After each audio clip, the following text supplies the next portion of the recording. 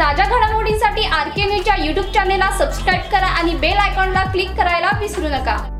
माननीय मंत्री महोदय, माननीय नामदार श्री प्रकाश आंबेडकरजी यांना विनंती करणार आहे की त्यांनी त्यांचं मनोगत व्यक्त करावं। माननीय मंत्री सार्वजनिक आरोग्य व कुटुंब कल्याण माननीय श्री प्रकाश आंबेडकरजी। सार्वजनिक आरोग्य विभाग महाराष्ट्र शासन या आमच्या विभागाच्या वतीनं आज आयोजित करण्यात आलेल्या विविध विकास कामांच्या भूमिपूजनाच्या कार्यक्रमाच्या निमित्तानं व्यासपीठावर उपस्थित असणारे राज्याचे उपमुख्यमंत्री आदरणीय अजितदादा पवार साहेब, या कार्यक्रमासाठी उपस्थित असणाऱ्या आदरणीय विधान परिषदेच्या उपसभापती आदरणीय नीलमताई गोरे, या कार्यक्रमाच्या निमित्तानं उपस्थित असणारे आणि या कार्यक्रमाचं उत्कृष्ट संयोजन करणारे आमचे आयुक्त सन्मान्य रंगा नाईक साहेब, सन्मान्य विजय बाविस्कर सर, सन्मान्य संदीप सांगळे, सन्मान्य श्रीमती गोलाईत मॅडम, व्यासपीठावर उपस्थित असणारे सर्व सन्माननीय मान्यवर, या कार्यक्रमाच्या निमित्तानं उपस्थित असणारे सर्व सन्माननीय पत्रकार, सर्व अधिकारी पदाधिकारी, सार्वजनिक आरोग्य विभागातील सर्व आमचे कर्मचारी, आजच्या कार्यक्रमाच्या निमित्तानं मी पहिल्यांदा आदरणीय अजितदादांचं मनापासून आभार आणि अभिनंदन व्यक्त करतो, धन्यवाद व्यक्त करतो। आणि नेहमी परीक्षा घेतात तसं आज सुद्धा त्यांनी परीक्षा घेतली असं म्हणायला काय हरकत नाही, कारण सकाळी 8 वाजताचा कार्यक्रम, आता दादांसाठी सगळंच माफ आहे पण आम्हा सगळ्यांच्यासाठी खूपच अडचणीचे विषय आहेत, पण तरीसुद्धा दादांची वेळ मिळणं या एका अत्यंत महत्त्वपूर्ण कार्यक्रमाच्या निमित्तानं आमच्या सगळ्यांसाठी महत्त्वाचं होतं। आपण दिलेल्या वेळेमुळं आजचा कार्यक्रम आणि भविष्यातलं आरोग्य विभागाचं काम अत्यंत अधिक प्रगतशील होणार आहे, म्हणूनच मनापासून सार्वजनिक आरोग्य विभागाच्या वतीनं मी आपलं मनापासून अभिनंदन आभार व्यक्त करतो। आजच्या दिवसाच्या निमित्तानं ज्या पद्धतीनं महाराष्ट्राच्या आरोग्य क्षेत्रामधले एक अतिशय चांगल्या पद्धतीची प्रगतीचा एक टप्पा आपण सुरू करतो। राज्यातल्या आरोग्य विभागाच्या 2 मुख्य अशा पद्धतीनं कार्यालयांच्या मार्फत राज्याचं संपूर्ण आरोग्याची यंत्रणा चालवली जाते। विशेषतः मुंबई शहरामध्ये आरोग्य संचालनालय मुंबई की जिथं धोरण आणि मार्गदर्शक तत्व आणि तिथे इम्प्लिमेंटेशन ॲक्च्युली होतं आहे, आणि पुणे हे आरोग्य विभागाचं दुसरं सेंटर आहे की ज्या दुसऱ्या सेंटरमध्ये राज्य कुटुंब कल्याण प्रशिक्षण केंद्र असेल, माता मृत्यू, बालमृत्यू, कुपोषण, इतर लोकांशी निगडीत विषयांवरती लक्ष केंद्रित करण्यापासूनच्या सगळ्या योजनांची अंमलबजावणी करण्यासाठी याच ठिकाणी प्रशिक्षण असेल, तांत्रिक सहाय्य यामध्ये अत्यंत महत्त्वपूर्ण भूमिका बजावण्यासाठी पुण्यातल्या ऑफिसमध्ये काम केलं जातं। या सगळ्या पुण्यातल्या ऑफिसमध्ये ज्या पद्धतीनं एकत्रित अशा पद्धतीचं कार्यालय पाहिजे होतं, ते एकत्रित कार्यालय नसल्यामुळं कामकाज होत होतं, परंतु ते वेगवेगळ्या ठिकाणी होत होतं। त्या सगळ्यांना एकत्रित आणून आता महाराष्ट्र शासनाच्या आरोग्य विभागाचं पुणे विभागाचं काम एक अत्यंत सक्षमपणानं पुढे जाण्यासाठीचा आजचा भूमिपूजनाचा कार्यक्रम अतिशय महत्त्वाचा आहे। या कार्यक्रमाच्या निमित्तानं अत्यंत उत्कृष्ट अशा पद्धतीची इमारत होईल, पण त्या इमारतीपेक्षा सुद्धा आपल्या सगळ्यांच्या कामामध्ये सुद्धा तेवढीच गतिमानता होईल। शेवटी प्रशस्त इमारत, प्रशस्त वातावरण आणि त्यामुळं काम करण्याचा उत्साह सुद्धा वाढत असतो, आणि त्यामुळंच एका बाजूला सेंट्रल अशा पद्धतीची ही इमारत होईल आणि त्याचबरोबर दर्जेदार अशा पद्धतीचे इन्फ्रास्ट्रक्चर असल्यामुळं आपल्या सगळ्यांचा कामाचा उत्साह सुद्धा वाढणार आहे, आणि त्यासाठी निश्चितपणानं आजच्या कार्यक्रमाचं महत्त्व अनन्यसाधारण आहे। या सगळ्या कार्यक्रमाच्या निमित्तानं मी आपणा सर्वांना सुद्धा शुभेच्छा देतो। लवकरात लवकर ही इमारत लोकार्पण करण्यासाठी आपण विशेषतः कॉन्ट्रॅक्टरना जो वेळ दिलेला आहे त्या वेळेमध्ये अत्यंत चांगल्या पद्धतीनं आणि वेळेत पूर्ण करून एक चांगली इमारत आपल्या सगळ्या यंत्रणेला अतिशय चांगल्या पद्धतीनं लोकार्पण करण्यासाठी सुद्धा त्यांनी उपलब्ध करून द्यावी, अशा पद्धतीची विनंती सुद्धा आजच्या कार्यक्रमाच्या निमित्तानं आपण सगळेजण करूया। आजच्या कार्यक्रमाच्या निमित्तानं एक दुसरं महत्त्वाचं काम आपण सगळेजण ज्याचा शुभारंभ करतोय ते बाळासाहेब ठाकरे आपला दवाखाना या योजनेच्या माध्यमातून 43 दवाखाने की जे विशेषतः स्लम एरियामध्ये आपण सगळेजण या ठिकाणी सुरू करतोय। या स्लम एरियामधल्या 43 दवाखान्यांमध्ये विशेषतः पुणे शहरातली 7 ठिकाणी आज आपण ऑनलाईन की तिथले आमदार आणि मान्यवर लोकप्रतिनिधी सुद्धा त्या ठिकाणी उपस्थित आहेत। आज आदरणीय अजितदादांच्या हस्ते या ठिकाणी एकत्रित या 43 संपूर्ण बाळासाहेब ठाकरे आपल्या दवाखान्याच्या उद्घाटन आपण केलं, आणि त्या ठिकाणी उपस्थित असणाऱ्या सर्व सन्माननीय मान्यवर लोकप्रतिनिधीचा सुद्धा आजच्या कार्यक्रमाच्या निमित्तानं मी स्वागत करतो। विशेषतः पुणे शहरातल्या 7 ठिकाणी, अकोल्यामध्ये 1 ठिकाणी, अमरावती शहरामध्ये 5 ठिकाणी आणि कोल्हापूरमध्ये 2 ठिकाणी, सोलापूर शहरामध्ये 10 ठिकाणी आणि नाशिकमध्ये 4 ठिकाणी आणि त्याच्यानंतर ठाण्यामध्ये 14 ठिकाणी या सगळ्या होत असणाऱ्या बाळासाहेब ठाकरे आपला दवाखान्याच्या निमित्तानं स्लम एरियामध्ये या सगळ्या कामाला अत्यंत चांगल्या पद्धतीने सुरुवात होते. त्यासाठी सुद्धा आपण सगळेजण आजच्या कार्यक्रमाच्या निमित्तानं त्या ठिकाणी आरोग्याची सेवा अत्यंत चांगल्या पद्धतीने देण्यासाठी आपण सगळेच जण प्रयत्न करूया. विशेषतः आत्ताच दादांनी सहज माझ्या कानावरती घातलं की या सगळ्या दवाखान्यांच्या मधनं जे काम व्हायला पाहिजे ते अजून चांगलं व्हायला पाहिजे. आणि हे खरं आहे. बऱ्याच वेळा दादा असं होत असते की मॉनिटरिंग आम्हा सगळ्यांचं किती आहे त्याच्यावरती या कामाचा परफॉर्मन्स अवलंबून असतो. आणि मला असं वाटतं की आरोग्य विभागाचं काम जे आत्तापर्यंत होतं त्याच्यापेक्षा सुद्धा अधिक गतिमान करण्यासाठी आम्ही सगळीच मंडळी आपल्या आशीर्वादाखाली राज्याचे मुख्यमंत्री आणि दोन्ही उपमुख्यमंत्री यांच्या नेतृत्वाखाली अत्यंत चांगल्या पद्धतीने करण्याचा जो प्रयत्न करतोय त्याचे रिझल्ट्स अतिशय चांगल्या पद्धतीने दिसत आहेत.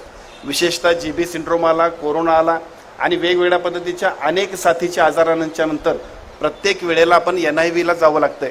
या सगळ्या NIVपेक्षा सुद्धा अत्यंत चांगल्या पद्धतीच्या महाराष्ट्रातल्या देशात उत्कृष्ट अशा होतील अशा पद्धतीच्या लॅबची सुरुवात सुद्धा आपण आपल्याच हस्ते पुढच्या टप्प्यामध्ये दादा करतोय. NIVलाच जाण्यापेक्षा सुद्धा MIV जी आपली असेल की ज्याच्यामध्ये सगळ्याच्या सगळ्या रोगांचं निदान अत्यंत दर्जेदार पद्धतीने आम्ही करू. थोडक्यात जे चांगलं असेल, जे उत्कृष्ट असेल ते महाराष्ट्राच्या आरोग्य विभागाचं असेल अशा पद्धतीचं काम करण्यासाठी आम्हाला सगळ्यांची धावपळ आणि धडपड चालली. त्या सगळ्या धावपळ धडपडीला आपले आशीर्वाद, आपलं मार्गदर्शन आणि आपल्या सूचना अत्यंत आवश्यक आहेत. विशेषतः दादा मला मुद्दाम आपल्याला सांगायला पाहिजे कारण स्वच्छतेचे भोगते आपण खूप आहात. एखादी गोष्ट चुकीची असेल, जी आवडली नाही तर पटदेशी तिथं काय आणि कोण आहे याचा सुद्धा विचार न करता रिॲक्ट होणारा एकमेव राजकारणी असाल तर कदाचित आपण असाल. आणि मी आपल्याला सांगू इच्छितो की सार्वजनिक आरोग्य विभागामध्ये ज्या पद्धतीनं एका बाजूला स्वच्छतेचा विषय, दुसऱ्या बाजूला डाएटचा विषय आहे आणि तिसऱ्या बाजूला लॉन्ड्रीचा विषय आहे, या तिन्हीसाठी खूप चांगल्या पद्धतीनं पैसे आपण खर्च करतोय. पण दुर्दैवानं पैसे ज्या पद्धतीने खर्च करतोय त्या पद्धतीचे रिझल्ट्स दिसत नाहीत. आणि म्हणूनच त्या सगळ्यांसाठी सुद्धा पहिल्या टप्प्यामध्ये महाराष्ट्रात, कारण विशेषतः पहिल्यांदा बातम्या आल्या होत्या आपण बघितलं असेल, केरळला दर दिवशी एकूण सगळं लॉन्ड्रीचं काम जे आहे, स्वच्छतेचं सगळं काम दर दिवशी त्यांच्या बेडशीट आणि सगळ्याच्या सगळ्या स्वच्छतेचं काम दररोज बदललं जाते आणि ते सगळं दाखवलं जातं संडे, मंडे, ट्युसडे. मला असं वाटतं की पुढच्या टप्प्यामध्ये आजच्या कार्यक्रमाच्या निमित्तानं त्याची औपचारिक आपण घोषणा करतोय आणि टेंडर पूर्ण झाले. त्याच्या पुढच्या टप्प्यामध्ये आपल्याच शुभ असते महाराष्ट्रातल्या सगळ्या हॉस्पिटल्समध्ये PSC असतील, RH असतील, उपजिल्हा रुग्णालय असतील, आमचे जिल्हा रुग्णालय आणि सुपर स्पेशालिटी हॉस्पिटल असतील, या सगळीकडे सुद्धा ही सेवा उपलब्ध होते. त्याच पद्धतीनं उत्कृष्ट डाएट हा सुद्धा खूप महत्त्वाचा आहे आणि उत्कृष्ट डाएट बरोबर स्वच्छता सुद्धा तेवढीच महत्त्वाची आहे. आम्ही तरी असं सांगितलं ज्या ठिकाणी स्वच्छता होणार नाही तिथल्या अधिकाऱ्यांच्यावरती आम्ही कारवाई करू. का? पैसे आपण देतोय ते पैसे सगळ्यात महत्त्वाचं, या सगळ्या गोष्टींचा उपयोग लोकांसाठी व्हायला पाहिजे. या सगळ्या गोष्टी चांगल्या करत असताना मी मुद्दाम आपलं राज्याचे मुख्यमंत्री आदरणीय देवेंद्रजी फडणवीस साहेबांचं आणि एकनाथ शिंदे साहेबांचं सुद्धा मनापासून अभिनंदन करेन. ते एवढ्याचसाठी की परवा आम्हाला तामिळनाडूला सुद्धा साहेबांनी पाठवून दिलं आणि तामिळनाडूला पाठवून देत असताना त्यांची अपेक्षा एवढीच होती की ज्या पद्धतीनं तिथं सुद्धा क्वालिटी मेडिसिनवर आपण अतिशय चांगल्या पद्धतीनं भर देतोय.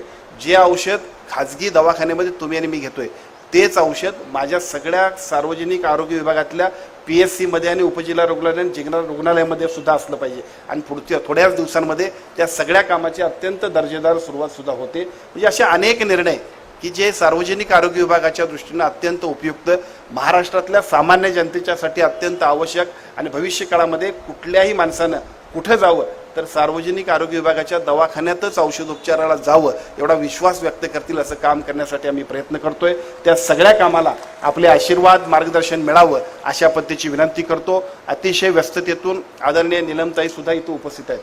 सातत्यानं आमच्या सगळ्या चांगल्या कामासाठी त्यांच्या शुभेच्छा आणि मार्गदर्शन आम्हा सगळ्यांना नेहमीच असतं.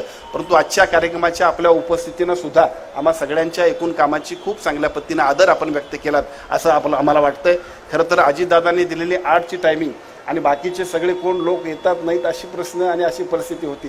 परंतु राज्यातले जबाबदार नेतृत्व ज्यावेळेला आमच्याकडे येते आणि त्याचबरोबर आपल्यासारख्या व्यक्तिमत्वानं सुद्धा या कार्यक्रमाला शुभेच्छा आणि उपस्थिती दाखवून या सगळ्या कामाला अधिक चांगल्या पद्धतीने गतिमान करण्यासाठी आम्हा सर्वांना ज्या पद्धतीनं या ठिकाणी उपस्थिती दाखवून मार्गदर्शन करताय ते आमच्या सगळ्यांच्यासाठी अत्यंत महत्त्वपूर्ण आहे. पुन्हा एकदा मनापासून सर्व मान्यवरांचा आभार व्यक्त करतो. सार्वजनिक आरोग्य विभागाच्या वतीनं सामान्य माणसाची सेवा करण्याची संधी आपण सगळ्यांना आम्हाला दिली.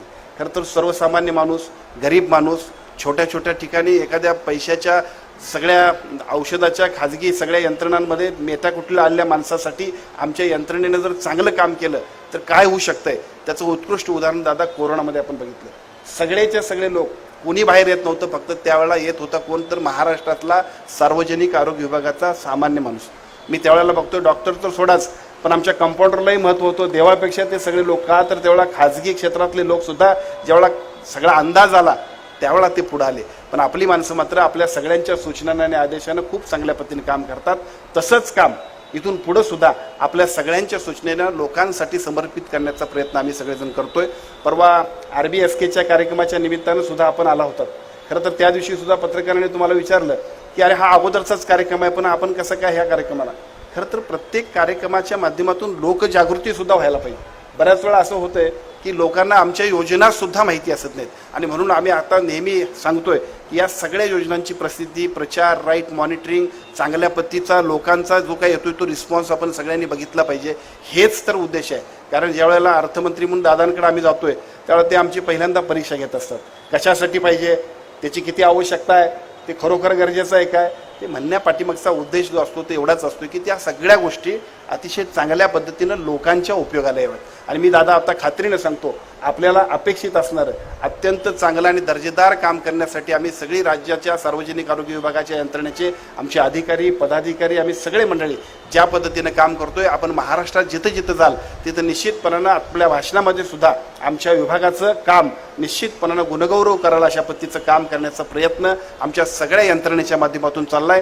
तो असाच पुढे राहण्यासाठी आम्हाला पुन्हा एकदा आपल्या सगळ्यांनी मार्गदर्शन आणि आशीर्वाद द्यावेत एवढी विनंती करतो आणि थांबतो. जय हिंद, जय महाराष्ट्र.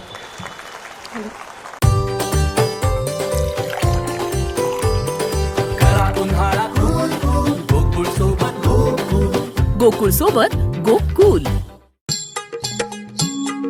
डेअरीतली रांगा, रांगातनी किटल्या, किटल्यातनी दूध हाय भारीच ग, भारीच ग, भारीच ग.